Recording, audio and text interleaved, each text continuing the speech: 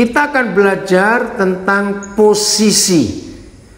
Ini penting sekali dalam kehidupan kita, posisi. Nah, kalau kita mendengar kata posisi, pasti banyak hal yang kita pikirkan. Saya beri contoh. Kalau kita tersesat mau ke rumah teman, pasti kita telepon pada teman itu. Aduh, aku kesasar ini. Nah, saudara tolong jawab. Apa pertanyaan pertama teman kita yang rumahnya kita mau kunjungi tapi kita kesasar? Pertanyaan pertama mereka kepada kita apa? Ayo, ini untuk belajar tentang posisi. Nah, posisimu di mana? Ya, jangan jawab begini. Betul, orang Belanda jawab posisimu di mana. Jangan jawab, di depan Indomart atau Alfamart atau depan pompa bensin ini. Itu tidak menjelaskan posisi yang tepat ada di mana, dan membuat teman kita jadi bingung mau menjelaskan. Saudara, kita belajar tentang posisi ini penting sekali. Setan selalu mengaburkan. Dengar kata ini. Setan selalu mengaburkan. Tahu kata mengaburkan ya? Membuat buyar konsentrasi. Setan berusaha membuat kita ragu-ragu posisi kita itu ada di mana. Pelajaran ini akan menolong banyak saudara-saudara kita yang di saat-saat kesusahan seperti ini, pandemi COVID-19 ini gila betul-betul.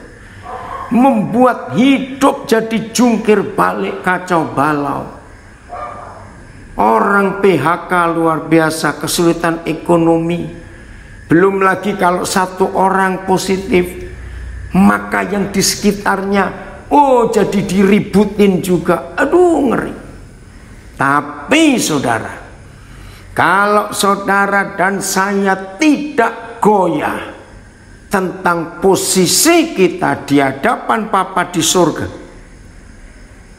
percayalah, uang yang kurang, pekerjaan yang gak ada, ekonomi sulit, keadaan keluarga begitu, yakinkan diri saudara, kalau kita tahu betul-betul posisi kita ada di mana, nggak ada yang bisa menggoyahkan keadaan kita.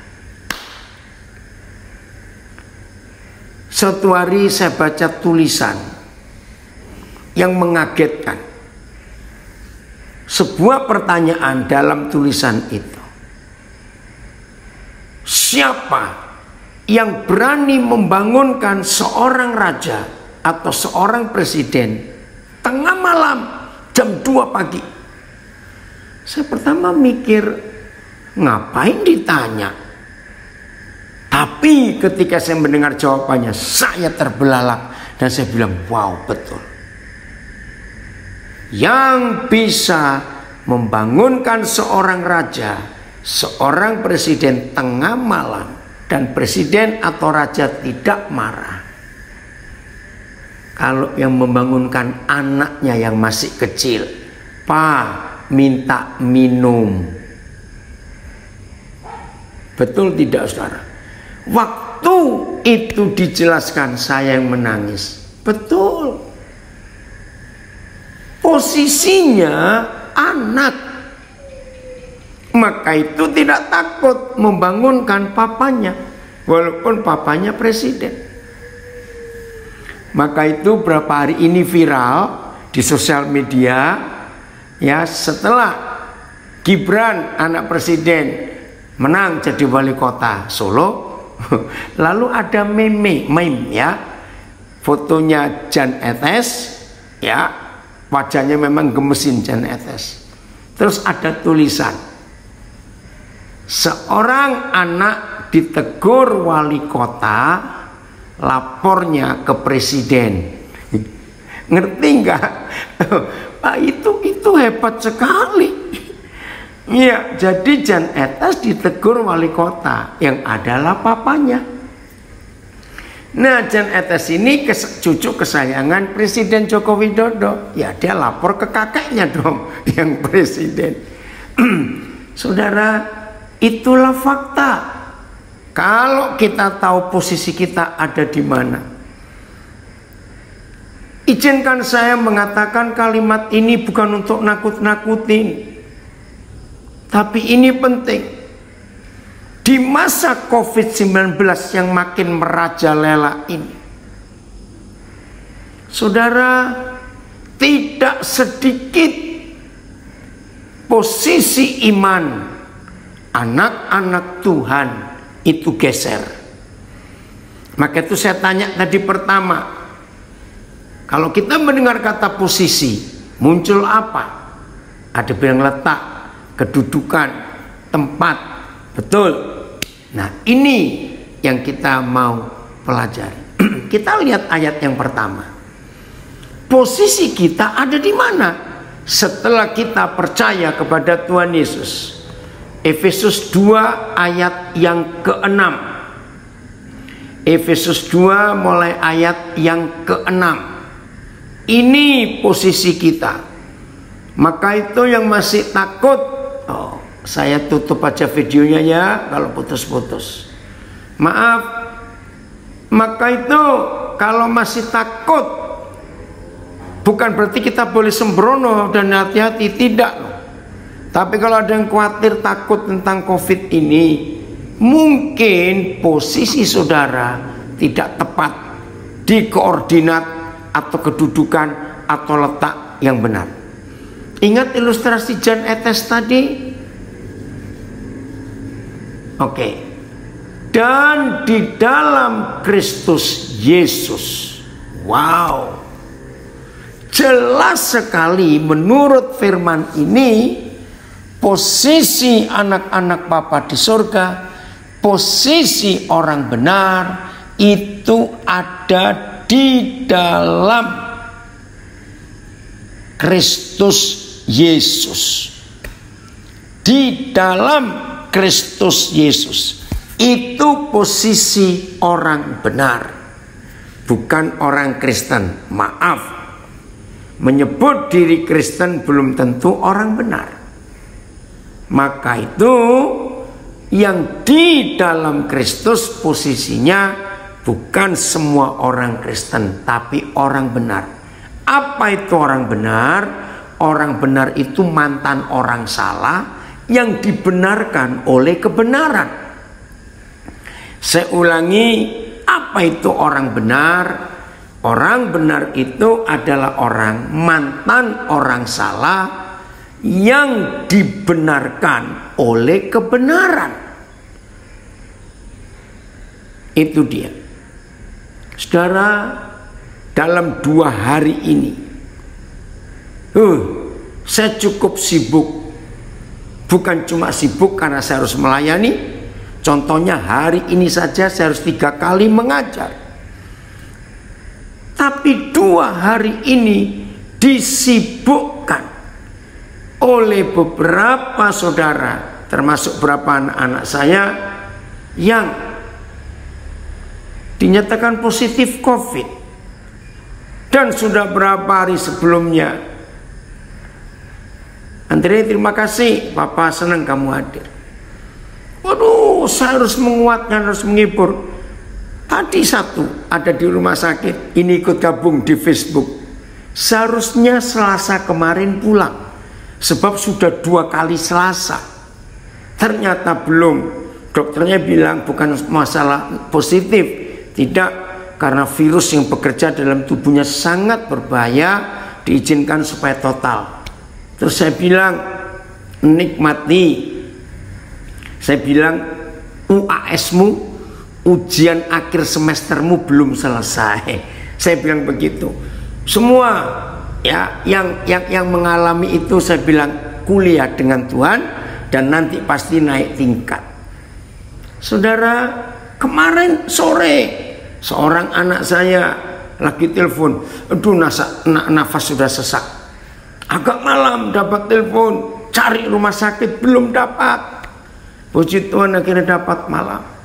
Aduh, sempat Tadi pagi menggigil kedinginan, saya kuatkan lagi, puji Tuhan. Siang tadi oksigen 95%, puji Tuhan. Nah, jadi sibuk.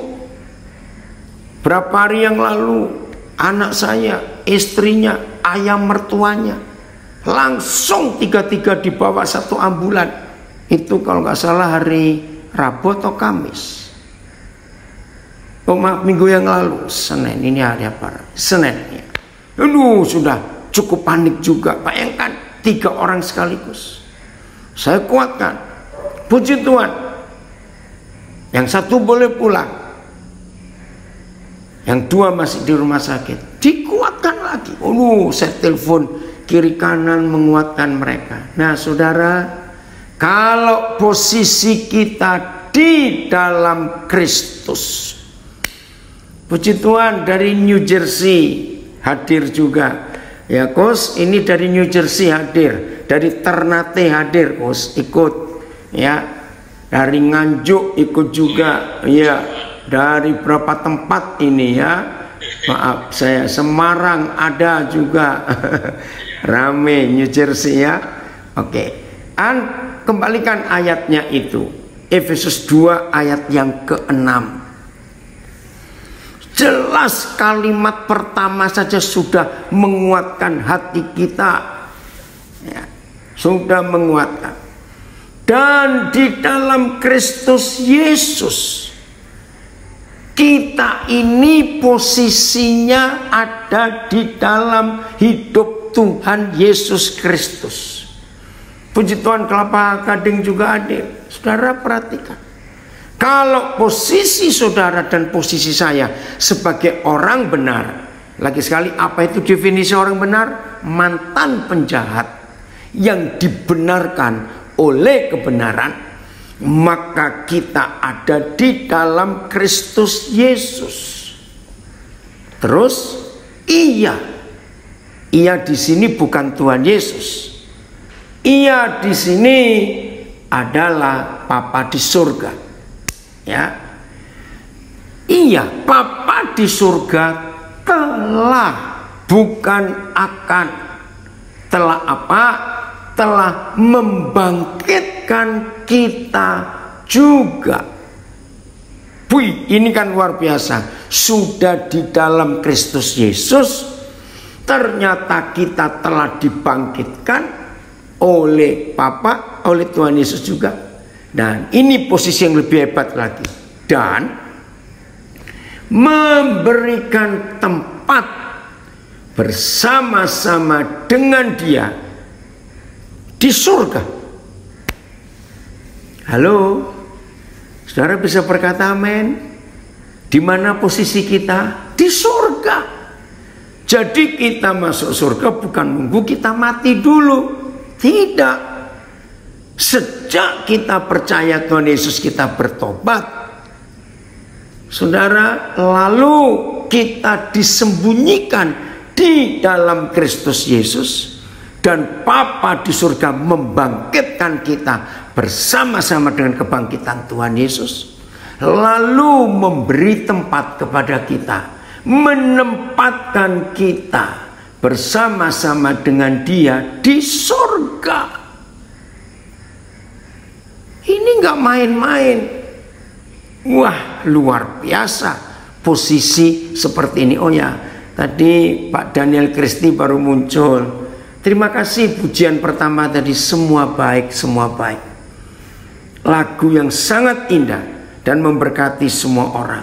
Dari semula telah Kau tetapkan hidupku di dalam rencanamu. Itu posisi kita.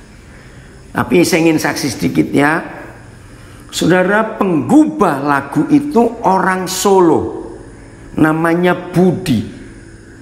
Tapi sayang, sebelum lagu yang dia ciptakan, Merasakan Kebaikan Tuhan, itu dijadikan album.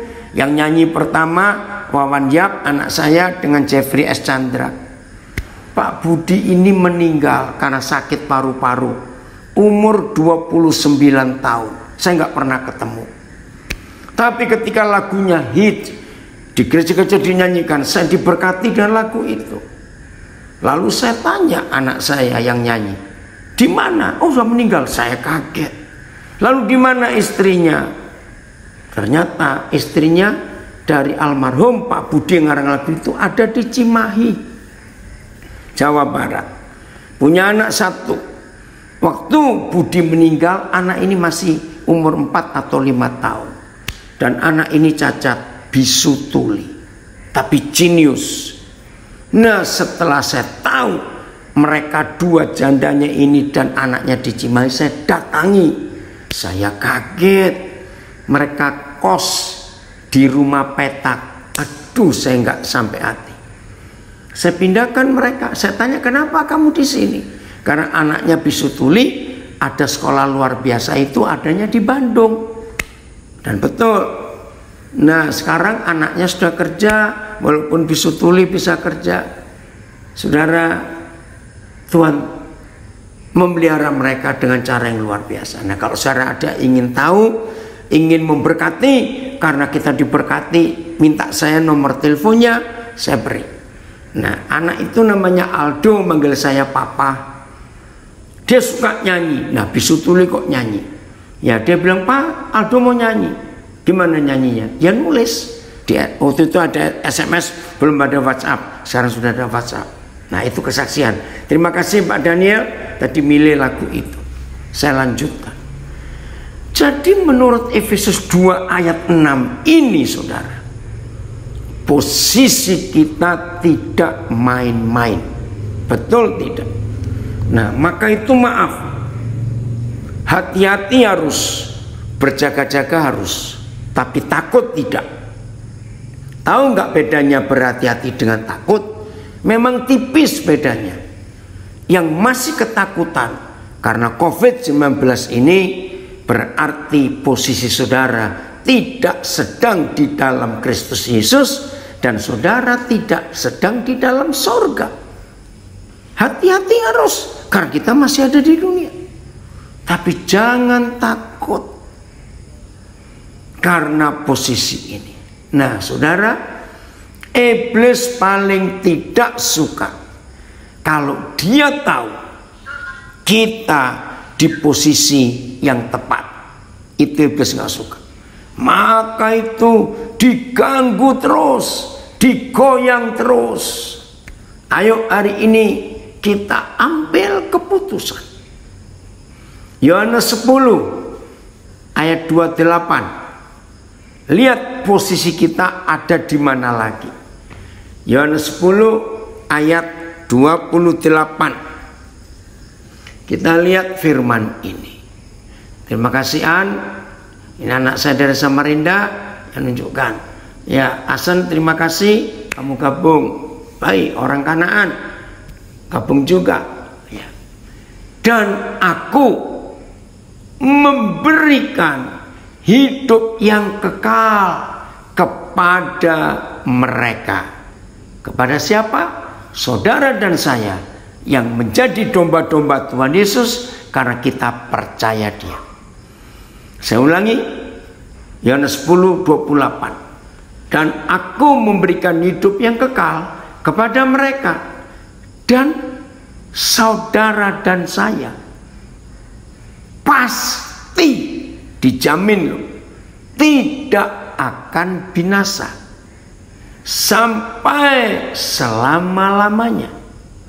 Nggak cukup sampai di situ, dan seorang pun tidak akan merebut kita dari tangannya.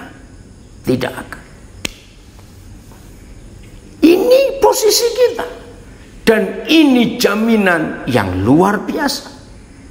Terima kasih Papa, terima kasih. Saudara, baca buku apa saja, baca iklan perusahaan apa saja, baca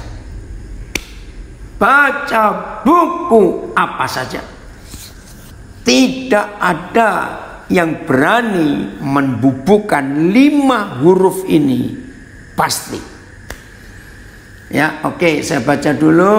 Ini anak saya tunjukkan penjelasannya. Di sini ya, mereka pasti tidak akan binasa. Di sini tampak suatu janji yang indah bagi semua domba Kristus. Mereka tidak akan pernah diusir dari kasih atau kehadiran Tuhan, atau keadaan apapun di dunia tidak akan memisahkan mereka, memisahkan kita dari gembala itu. Sesungguhnya ada keselamatan dan keamanan bahkan bagi domba yang paling lemah, yang mengikuti dan mendengarkan gembala yang baik. Puji Tuhan. Domba yang lemah sekalipun, asal tetap tinggal di dalam gembala, yaitu Kristus Yesus. Domba yang lemah sekalipun, selama masih ada di gendongan Tuhan, sehingga tidak ada seorang pun bisa merebutnya, bagus bukan? Maka aman. Oke, nah sekarang masalahnya, saya tanya, anak kecil yang kita gendong, entah papanya atau mamanya gendong, tiba-tiba meronta, ingin lepas dari gendongan karena melihat sesuatu yang dia suka. Nah, waktu anak kecil yang kita gendong ini dalam posisi aman karena digendong mamanya atau papanya, tapi dia meronta turun, lepas dari gendongan karena sesuatu yang menarik matanya, jatuhlah anak ini karena lari ngambil itu. Nah, saudara, di sini kita belajar hati-hati dengan pengajaran yang ngawur, hyper grace. Tolak pengajaran itu, sangat tidak alkitabiah. Hyper grace nggak ada.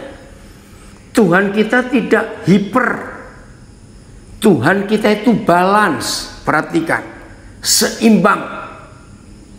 Jangan mempercayai ada kata hyper, tidak ada. Maaf, itu pengajaran yang merusak kekristenan, hidup Tuhan. Jadi walaupun ada kata pasti, tapi masalahnya kita bisa keluar dari gendongan Tuhan. Betul tidak? Maka itu saya katakan tadi, setan sangat tidak suka kalau mengetahui bahwa ada di antara kita, ya maaf, setan tidak suka kalau mengetahui bahwa kita itu ada di posisi yang tepat, yaitu di dalam Kristus dan di dalam surga. Lalu Yohanes 10:28, kita ada di dalam Tuhan, pasti tidak binasa. Nah, ketika setan tahu begitulah posisi kita, maka seperti anak kecil tadi, sudah aman, enak, digendong, tahu-tahu meronta turun, jatuh. Jangan salahkan papa mamanya, bukan papa mamanya nggak mau melindungi, bukan, tapi anak ini yang turun. Nah, ini masalahnya yang kita harus tahu perbedaannya. Jelas ya? Nah, jadi iblis berusaha membuat posisi kita bergeser. Jangan sampai. Maka itu dalam suratnya kepada jemaat Filipi, kepada Timotius, Paulus berkata, jangan ada orang yang menggeser posisimu dari Injil yang sudah kuberitakan. Hati-hati dengan pengajar-pengajar palsu. Saudara, izinkan saya mengatakan berapa contoh. Mudah-mudahan yang ikut di pelajaran saat ini, baik yang di Indonesia maupun yang di Eropa, yang di Amerika, ya, ada yang dari Australia, dari Sydney, Brisbane. Oh ya, Gus, dari Sydney, Brisbane juga ikut. Dengar, mudah-mudahan tidak ada. Tapi kalau ada, ayo, jangan kita mau digeser. Saya nggak ngerti mengapa akhir-akhir ini ada beberapa hamba Tuhan, beberapa gereja, pengajarannya begini, istilah saya, Yesus plus. Hati-hati. Yesus itu Yesus. Tidak perlu ditambahi apa-apa. Setuju saya ngomong ini? Yesus itu Yesus. Tidak perlu ditambahi apa-apa. Maaf. Hati-hati. Yesus plus minyak urapan. Yesus plus banner. Bendera-bendera itu. Yesus plus pakaian-pakaian yang aneh-aneh itu. Yesus plus apa lagi? Enggak.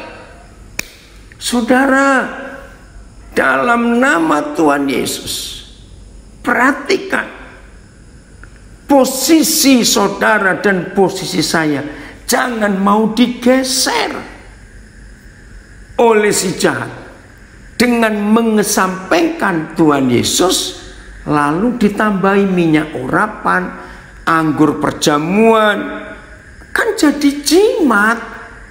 Apa bedanya dengan yang lain-lain? Tolong ya. Lalu pakai 7 elemen, pakai elemen apa lagi? Enggak. Oh, puji Tuhan. Calgary, Kanada hadir juga. Saudara, mari kita tetap Yesus. Tidak boleh yang lain-lain. Ngeri. Beberapa gereja mulai ada penyimpangan-penyimpangan. Jangan. Nah, posisi itu sangat penting untuk kita hidup di dalam kebenaran. Nah, posisi kalau tidak ditambahi fungsi, maka posisi itu tidak ada gunanya. Jadi perhatikan, bicara posisi harus bicara fungsi. Karena kalau cuma posisi saja, kita jadi sombong, tidak tahu fungsinya. Maka itu penting kita melihat. Ada yang ngaku baru tahu, oh baru sadar, ternyata minyak urapan itu bisa jadi jimat. Betul. Yesus turun derajatnya karena ditambahi sesuatu. Wih, mengerikan sekali. Minyak itu kan buatan kita. Masa setan bisa kalah dengan buatan manusia? Ngawur saja. Yesus itu Yesus. Jangan ditambahi apa-apa. Posisi Tuhan Yesus itu betul. Minyak urapan sempat diperjualbelikan. Betul, ada. Posisi Tuhan Yesus itu raja segala raja. Otoritasnya tidak tergoyahkan.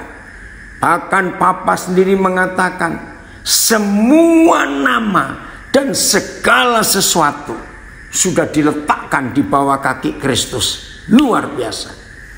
Tapi fungsinya Tuhan Yesus itu penyelamat, itu gembala, itu penolong. Weh, luar biasa itu. Terima kasih. Ada komen. Benar, kita jangan pernah takut dan khawatir sama COVID. Kasih karunia dan kuasa Bapa kita di surga lebih besar daripada apapun. Sehingga hari ini saya boleh sembuh dari COVID dan di negatif. Puji Tuhan, luar biasa. Jadi hati-hati harus, tapi takut tidak. Bedakan di situ. Nah, saudara, ini yang kita harus perhatikan. Baik, ya. Oke, Pugo. Papa matikan lagi videonya supaya di zoom gak putus-putus. Nah, sekarang fungsi kita apa? Setelah kita tahu posisi kita begitu hebat, begitu tinggi, begitu nyaman, begitu aman, karena kita ada di dalam Kristus Yesus, kita pasti dijamin tidak binasa, kita ada di dalam surga. lalu jangan lupa fungsinya. Kalau cuma bicara posisi saja tanpa fungsi, kita jadi sombong, saudara. Jadi sombong. Terima kasih dari New Jersey, Amerika, komen. Akhirnya Bapaklah yang berani mengungkap kebenaran. Semoga teman-teman yang membanggakan minyak yang sudah didoakan mendengar pengajaran ini. Puji Tuhan, sampaikan kepada semua orang. Itu penipuan. Yesus itu Yesus, nggak perlu ditambahi apa-apa. Ingat firman ini.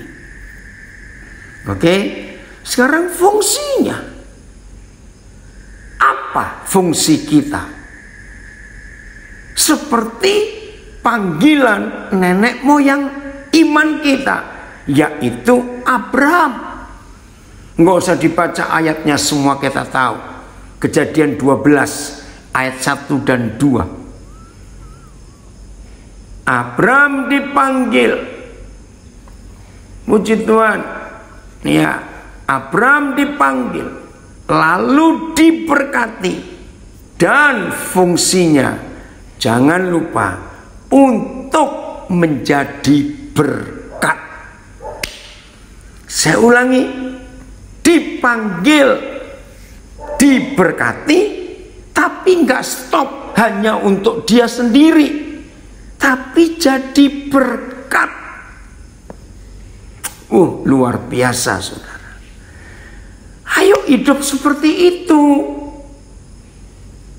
Nggak usah pakai minyak urapan. Itu jadi jimat nanti. Sudah, hanya dengan nama Yesus itu cukup. Ada yang tanya di Zoom, jadi nggak boleh pakai minyak urapan untuk apa? Kalau sudah nama Yesus dan otoritas Tuhan Yesus, ya sudah, itu saja. Oke, sekarang fungsi. Ya, fungsinya untuk menjadi berkat. Itu dia. Saya bersaksi ya sedikit. Tanggal 21 ya, minggu depan saya memberkati pernikahan. Ya, sebetulnya itu anggapannya cucu saya. Ya, itu hari Senin. Nah, saya berangkat dari Nabire nanti hari Minggu. Begitu. Nah, tanggal 22 saya harus memberkati pernikahan anak saya di Bali. Nah, ini anak ini kesaksiannya luar biasa. Berapa tahun yang lalu? Saya lupa berapa tahun yang lalu, mungkin 4-5 tahun, saya lupa. Saya pelayanan di Kalimantan Timur di kota Balikpapan. Lalu anak saya, nginapan saya di Hotel Aston. Nah, tiba-tiba salah satu pelayan hotel itu yang bawa barang saya masuk ke kamar. Saudara, Roh Kudus bilang, dia itu begini begitu. Maaf, dia waktu itu belum percaya Tuhan, dari agama yang lain. Akhirnya saya minta nomor teleponnya, karena saya nggak mau dia kerja saya ganggu. Selesai kerja, saya sudah tanya jam berapa, saya telepon dia. Dia kaget, saudara.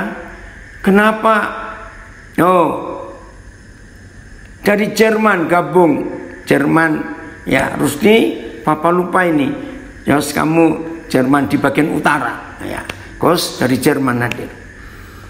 Nah, saya sampaikan apa yang saya rasakan kepada anak ini. Namanya Aditya. Saudara, dia kaget.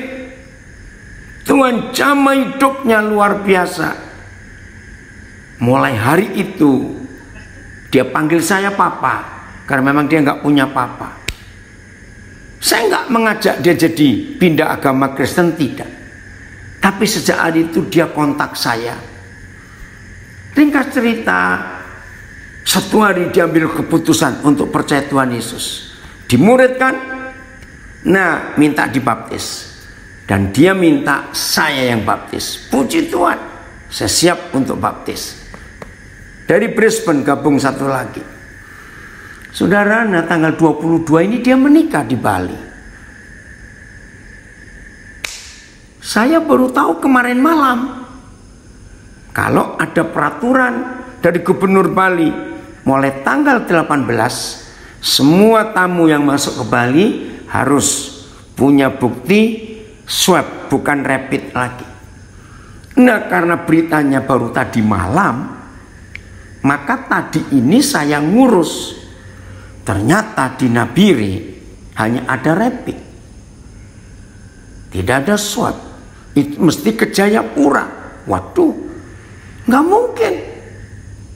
Bagaimana ini? Nah, saya telepon anak saya calon pengantin. Waduh, ada masalah. Tapi kita percaya, saudara, di situ saya yakinkan anak saya. Ingat ya, Tuhan mau memberkati kamu lewat papa. Pasti ada jalan keluar. Puji Tuhan, Tuhan kasih hikmat saya untuk telepon saudara yang di Surabaya. Bisa enggak untuk swab begini-begini, waktunya mepet. Saya tiba di Surabaya jam 19.30 hari Minggu.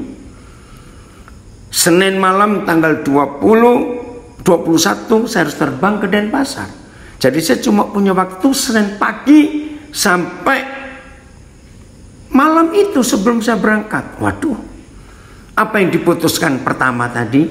Satu-satunya jalan harus naik mobil jalan darat. Karena kalau jalan darat cuma rapid antigen. Saya bilang ya sudah, saya batalkan tiket pesawat saya, naik mobil saja. Saya sudah kontak anak saya yang mau ngantar Surabaya Denpasar, karena pemberkatannya hari Selasa jam 5 sore. Tapi saudara bilang tunggu dulu, coba mungkin ada jalan lain. Jalan bagaimana lagi? Saudara, luar biasa. Saya rileks, saya kuatkan pengantin. Sudah tenang ya, pasti ada jalan, nggak usah takut. Saya bilang kalau sampai papa nggak bisa swab, ya udah naik mobil aja. Apa masalahnya? Tuhan baik. Sebelum jam 4 tadi, saya jam 5 ada pelayanan waktu Papua. Puji Tuhan, ternyata ada alat baru yang baru tiba, sehingga swabnya itu nggak perlu sampai 24 jam. Saya bilang, Tuhan, Engkau luar biasa. Terima kasih untuk itu. Saya telepon anak saya, dia menangis. Aduh Pak, saya sudah khawatir kalau papa nggak datang gimana. Puji Tuhan, Tuhan baik. Nah saudara, untuk apa saja, kalau kita tahu posisi kita dan kita tahu fungsi kita, saudara, mayoritas yang hadir dalam pernikahan di Bali nanti itu 90% bukan orang percaya. Dan itu kesempatan saya bersaksi, dan memang itu permintaan anak saya.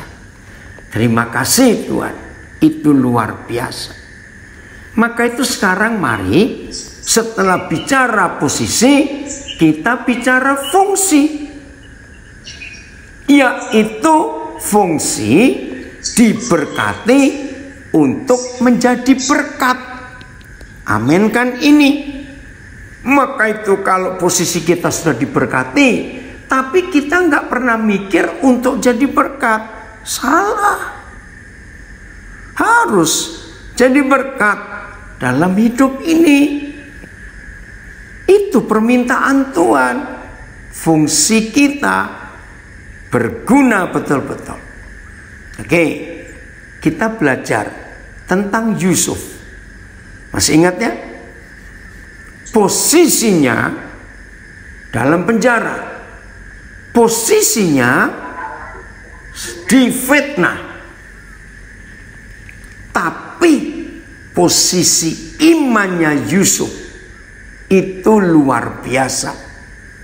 Betul tidak? Walaupun secara kedudukan real, nyata, dia belum jadi Perdana Menteri atau menjadi orang kedua, belum, masih di penjara. Tapi dia tahu posisinya, Tuhan akan membela dia. Nah, dari mana kita bisa melihat bukti Yusuf punya iman yang luar biasa posisinya? Coba lihat.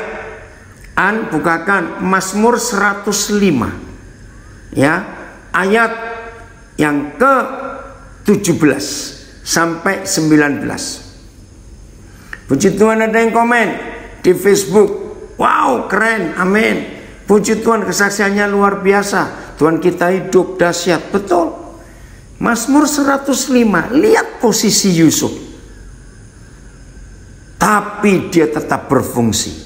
Ya, 105 ayat 17 sampai 19. Terima kasih Papa, ada kisah nyata, ada contoh dalam hidup kita.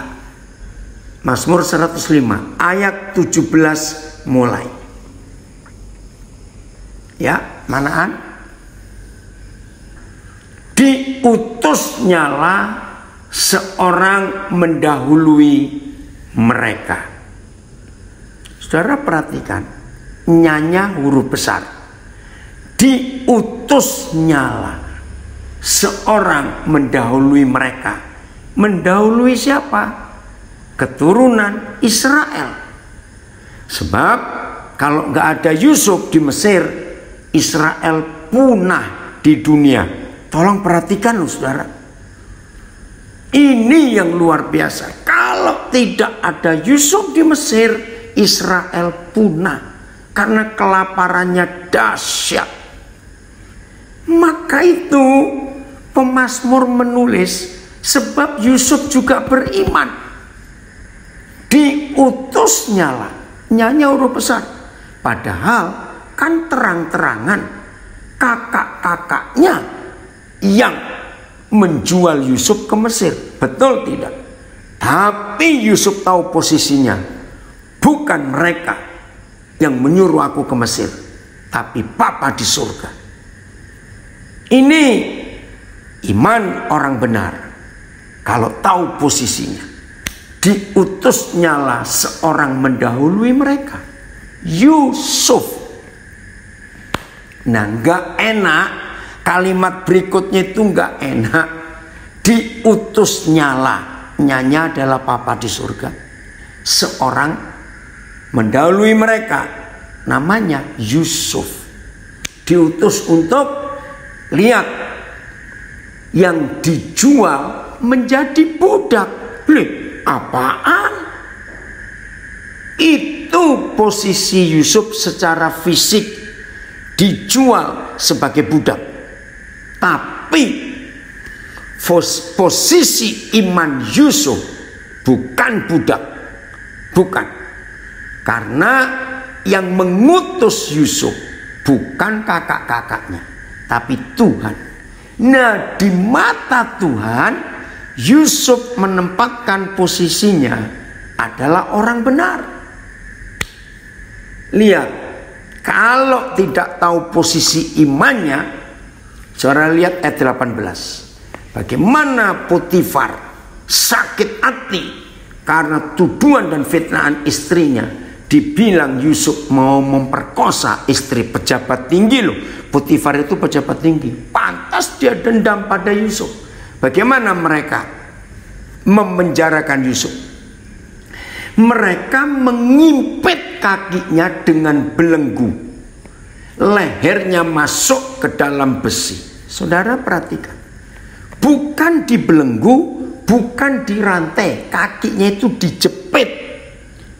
Jadi besinya ngepas di kakinya Yusuf, pas, nggak ada ruangan.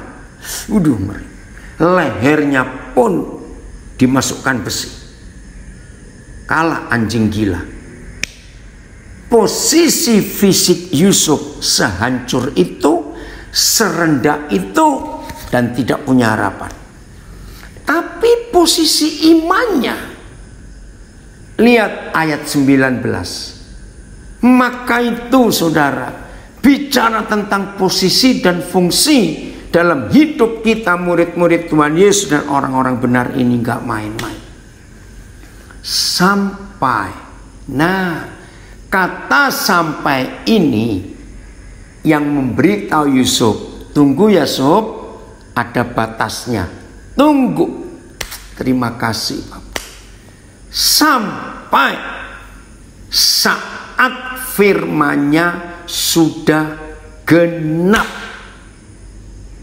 dan janji Yahweh membenarkannya. Wih, terima kasih Bapak. Saudara, saya tidak pernah berharap dengan vaksin corona, tidak. Karena hari ini ada berita, ternyata vaksin itu kekuatannya ada expirednya. Setelah divaksin, ada yang bilang 2 bulan, ada yang bilang 3 bulan, 6 bulan, nggak tahu. Nah bayangkan, mau divaksin berapa kali? Harapan kita adalah seperti harapan Yusuf, sampai firman-Nya sudah genap dan janji Bapa kita membenarkan dan membela kita.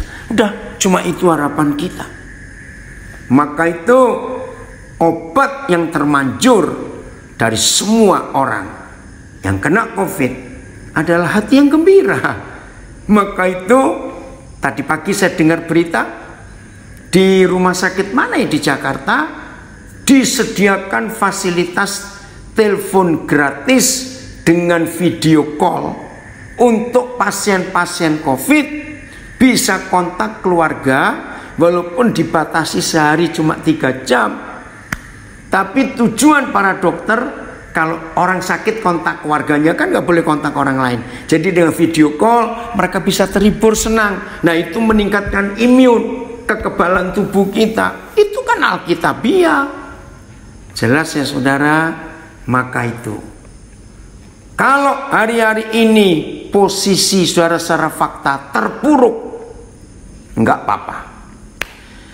Posisi iman kita naik karena di dalam Kristus dan di dalam surga dan di dalam pelukan Tuhan.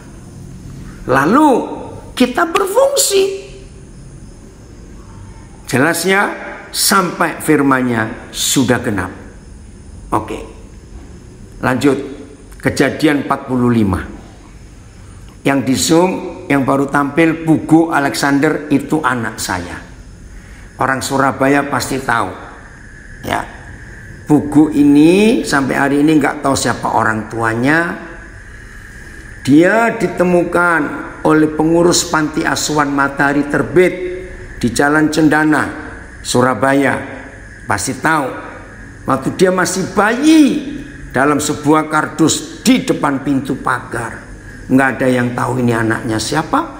Karena pengurusnya tidak menemukan surat apa-apa. Puji Tuhan, Tuhan ketemukan saya, lalu saya angkat jadi anak saya. Puji Tuhan, kemarin, tadi pagi dia baru keluar dari rumah sakit, ya kena COVID itu anak ini. Oke, saya lanjutkan. Kejadian 45. Bagaimana posisi Yusuf ini luar biasa. Kejadian 45. Nah, jadi buku itu yang saya cerita tadi, istrinya kena, mertuanya kena. Nah, udah Kejadian 45 mulai ayat yang ketiga. Kejadian 45 mulai ayat yang ketiga. Ini loh imannya Yusuf. Posisi dan fungsinya kelihatan di situ.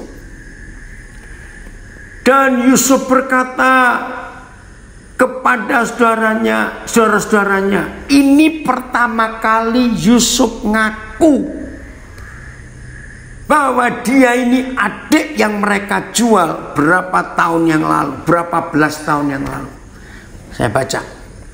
Dan Yusuf berkata kepada saudara-saudaranya, akulah Yusuf. Ya, saya baca lagi ayat 3. Ya memang. Saya baca lagi ayat yang ketiga. Dan Yusuf berkata kepada saudara-saudaranya, akulah Yusuf. Pertanyaan pertama, Papa masih hidup enggak? Aduh, itu mengharukan sekali. Dia ingat Yakub, papanya. Papa masih hidup? Tidak. Tetapi saudara-saudaranya tidak dapat menjawabnya. Pasti karena yang dihadapi ini raja. Ini adik yang kita jual dulu. Wih, ternyata jadi raja. Syok, saudara. Betul tidak? Tetapi saudara-saudaranya tidak dapat menjawabnya, sebab mereka takut dan gemetar menghadapi adik yang pernah difitnah, dijual itu. Tapi lihat kata Yusuf, ini posisi dan fungsi. Lalu kata Yusuf kepada saudara-saudaranya, aduh ini mengharukan sekali, marilah dekat-dekat. Maka mendekatlah mereka, katanya lagi. Diulang, saudara. Kenapa diulang? Ya, bayangkan kalau saudara dan saya adalah ke-10 kakak itu. Saya ngomong, kalau saya begitu lihat ini adik yang saya khianati, yang saya jual dulu, maaf ya kalau saya langsung ngompol, saudara. Saya langsung gemetar kencing di celana. Hah? Ini adik yang kita jual dulu. Sekarang jadi raja. Pasti berkata, mati aku. Wajar enggak?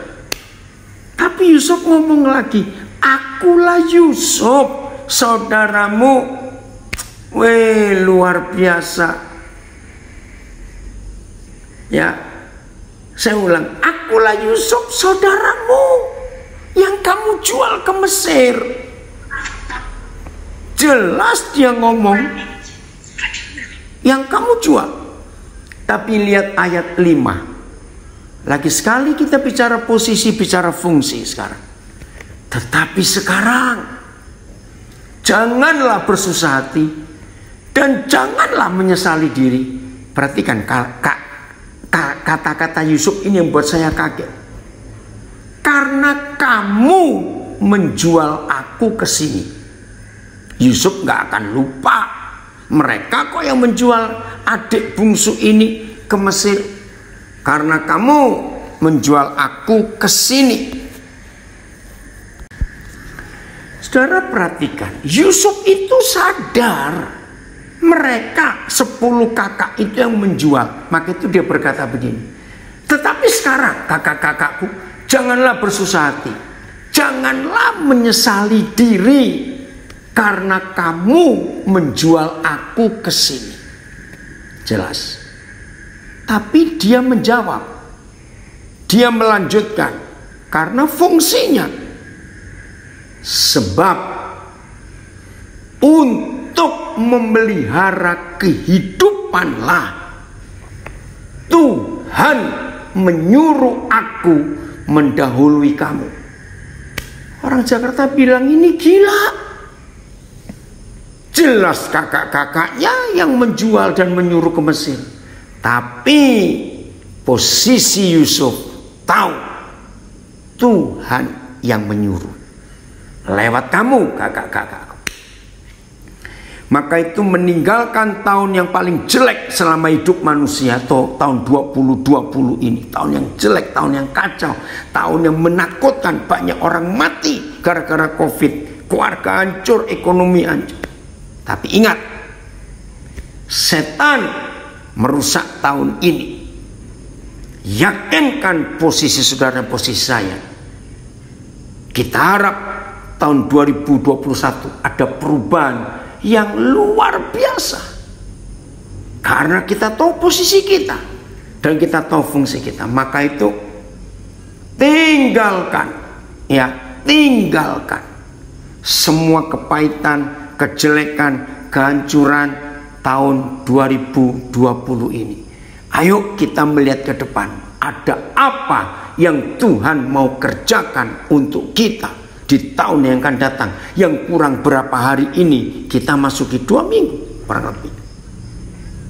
Lanjutan, Kejadian 45 belum selesai. Maka itu jangan takut, walaupun harus tetap hati-hati dan berjaga-jaga. Saya baca ayat berikut. ayat 6. Jadi Yusuf bisa berkata, kamu yang menjual aku, tapi Tuhan yang punya rencana untuk mendahului kamu, supaya satu keluarga, satu bangsa besar nggak punah, yaitu Israel. Kalau nggak ada Yusuf, habis Israel. Ayat 6. Karena telah 2 tahun ada kelaparan dalam negeri ini, dan selama 5 tahun lagi orang tidak akan membajak atau menuai. Waduh, luar biasa. Maka dengar imannya Yusuf, posisi dan fungsinya sekaligus nampak.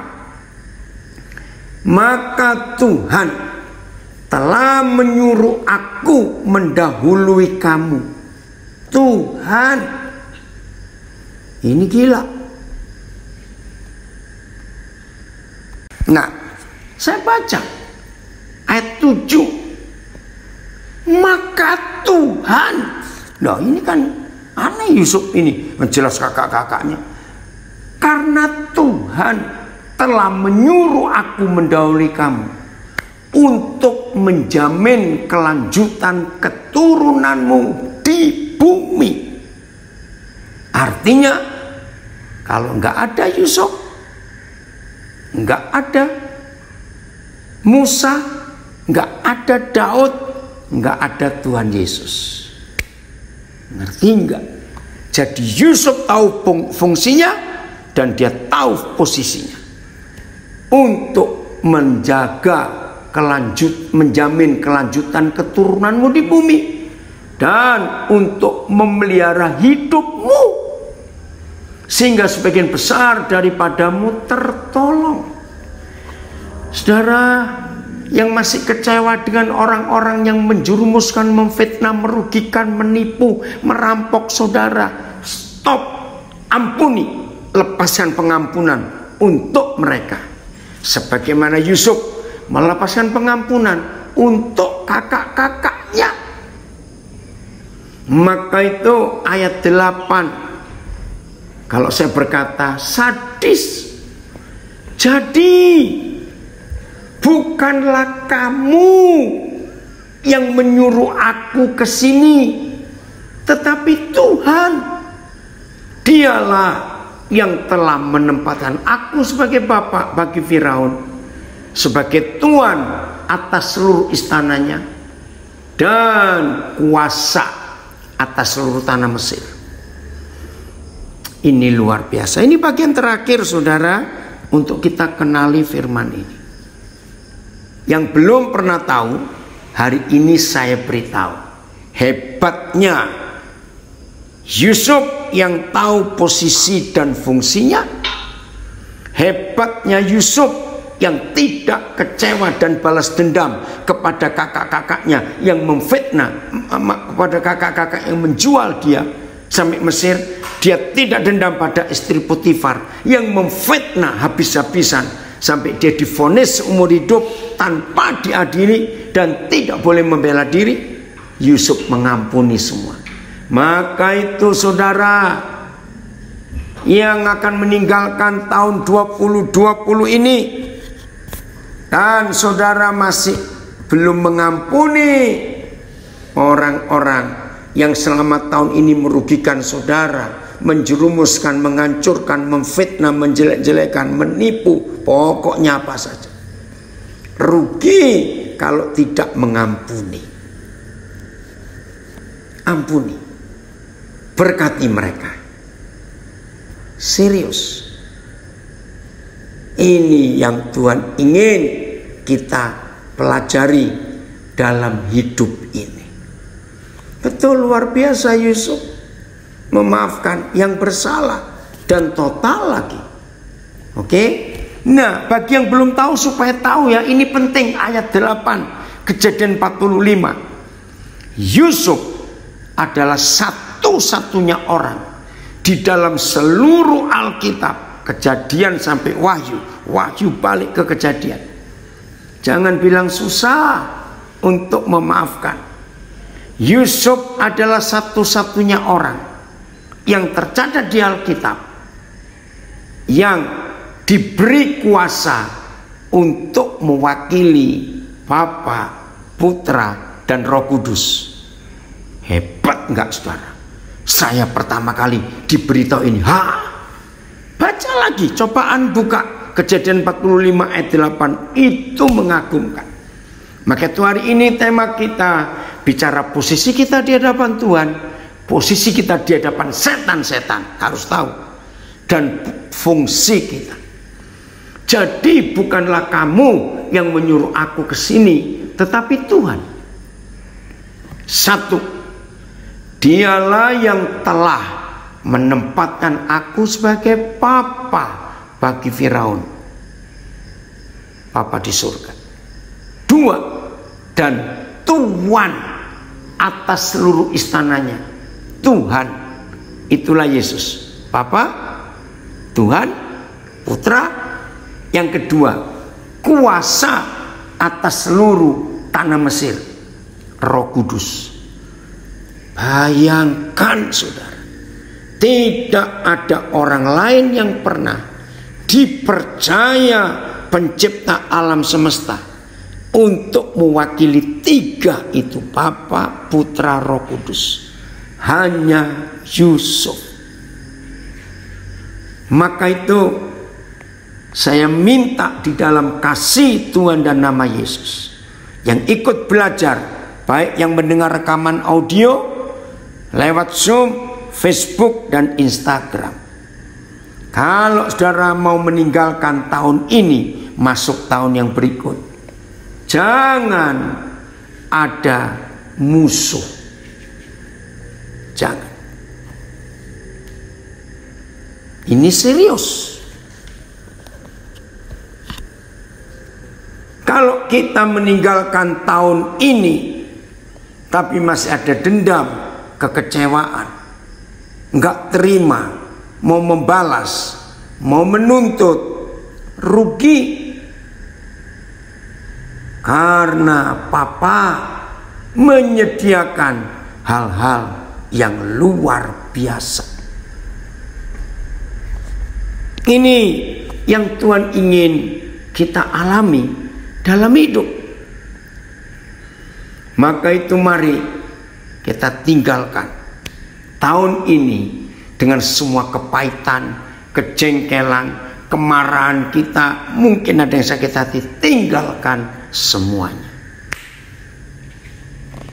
Kita masuk tahun yang baru dengan hati yang baru, dengan menyadari posisi dan fungsi kita yang sesungguhnya. Ini yang Tuhan ingin kita hidupi, kita alami, supaya hidup ini berfungsi dengan baik setelah tahu posisi kita yang luar biasa. Saya baca komen di Facebook, sekarang kita hidup bersama COVID, tetapi jangan takut ya. Saya baca komen di Facebook ini bagus. Sekarang kita hidup bersama COVID, tapi jangan takut. Jaminan Tuhan bagi kita yang tetap berada di posisi orang yang dibenarkan, dan kita tidak boleh lupa fungsi kita, diberkati untuk menjadi berkat buat semua orang. Puji Tuhan. Jadi saya ulangi, mari kita tinggalkan tahun yang jelek ini, 2020, dengan COVID. Ada berapa rekan-rekan saya yang Tuhan panggil gara-gara COVID ini? Buang semuanya, tinggalkan semuanya. Kita masuk tahun yang baru dengan hati, pikiran, konsep yang baru, dengan menyadari posisi dan fungsi kita yang benar di mata Tuhan. Maka hidup ini luar biasa. Tuhan Yesus memberkati kita semua. Ayo kita jadi pelaku firman ini. Jangan bawa dendam masuk tahun yang baru. Puji Tuhan, haleluya.